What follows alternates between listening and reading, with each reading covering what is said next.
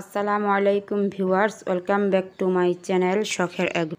আপনারা সবাই কেমন আছেন? আশা করছি আল্লাহর রহমতে সবাই ভালো আছেন। তো আজকে হচ্ছে আমি সকালবেলা করে বেনি ঝুটিওয়ালা মুরগির বাচ্চাগুলোকে BCR/DV ভ্যাকসিনের প্রথম ডোজ দিব। তো আমি ভ্যাকসিনটা কিভাবে দিচ্ছি সেটাই আজকে আপনাদের সাথে বিস্তারিত আলোচনা করব এবং ভিডিওতে দেখানোর চেষ্টা করব। তো দেখতেই পাচ্ছেন আমি প্রথমত 5 মিনিট ধরে ঠান্ডা কলের যে পানি আছে ওটাকে ফুটিয়ে ঠান্ডা করে নিয়েছি। তারপর সেখান থেকে 10 মিলি পানি আমি ভ্যাকসিনের ভিতর দিচ্ছি ভ্যাকসিনটা মিক্স করার জন্য। তো ভ্যাকসিনটা মিক্স করে আমি যে সাদা ডিবাটা আমার হাতে দেখছেন এটা দিয়ে আমি আর কি ভ্যাকসিনটা দিই মুরগির বাচ্চাদের চোখে। তো এটার ভিতরে আমি ভ্যাকসিনটাকে মিক্স করে নেব। আজকে আমি হচ্ছে কালোমনির বাচ্চাদেরকে এবং বেনি ঝুটিওয়ালা মুরগির বাচ্চাদেরকে ভ্যাকসিনটা দেব, কেননা এই একটা ভ্যাকসিনই 15টা বাচ্চাকে দেওয়া যাবে।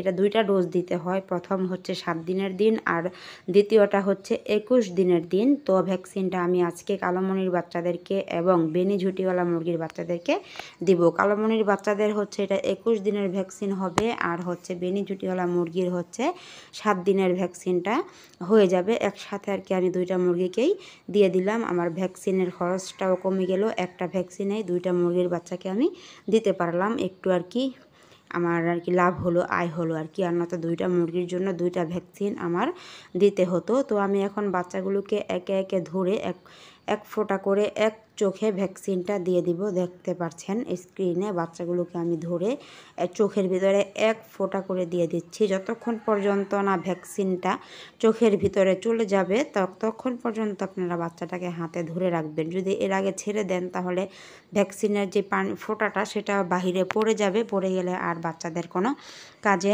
আসবে না আর কি। এর জন্য একটু ভ্যাকসিনেরটা চোখে দেওয়ার পর হাতে ধরে রাখবেন, একটু অপেক্ষা করবেন যেন ভ্যাকসিনটা ঔষধটা আর কি যেন চোখের ভিতরে পুরোপুরি চলে যায়। চোখ থেকেই কিন্তু গলায় যায়, তো গলায় চলে যাওয়া অবধি অপেক্ষা করবেন।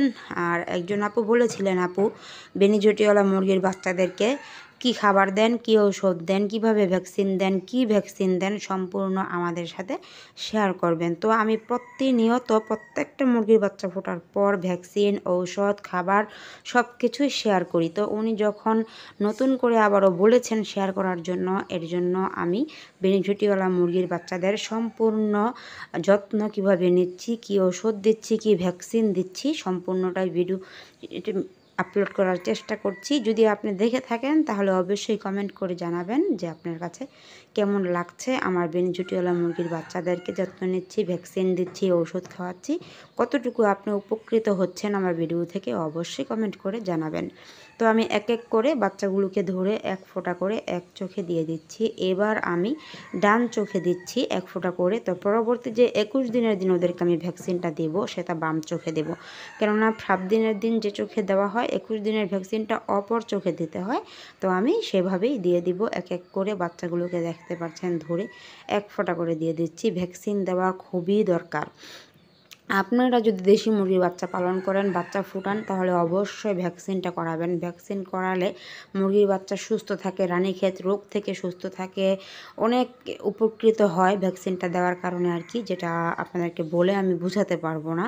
তো ভ্যাকসিনটা দিলে যেমন ধরেন একটু বড় হবে, বড় হলে যদি কোনো রোগ হয় বা রানীক্ষেত হয় তাও আপনারা ঔষধের মাধ্যমে ওদেরকে সুস্থ করতে পারবেন, কেননা এই ভ্যাকসিনটা ওদের শরীরে রোগ প্রতিরোধ ক্ষমতা বাড়ায়। রোগ প্রতিরোধ ক্ষমতা বাড়ানোর কারণে যে কোনো রোগী হোক না কেন ঔষধ ঠিকমতো দিতে পারলে মুরগিগুলো দ্রুত সুস্থ হয়ে যায়। আর ভ্যাকসিনটা আমি প্রতিনিয়ত দেওয়ার চেষ্টা করি। অনেকে জানতে চাইবেন ভ্যাকসিন আমি কোত্থেকে নিয়ে আসি। ভ্যাকসিন আমি আমাদের এখানে নারায়ণগঞ্জ আর কি আমার বাসা, তো নারায়ণগঞ্জ পশু অধিদপ্তর সেখান থেকে আমি ভ্যাকসিনগুলো নিয়ে আসি। প্রত্যেকটা ভ্যাকসিন আমার কাছ থেকে 40 টাকা করে পিস নেওয়া হয়।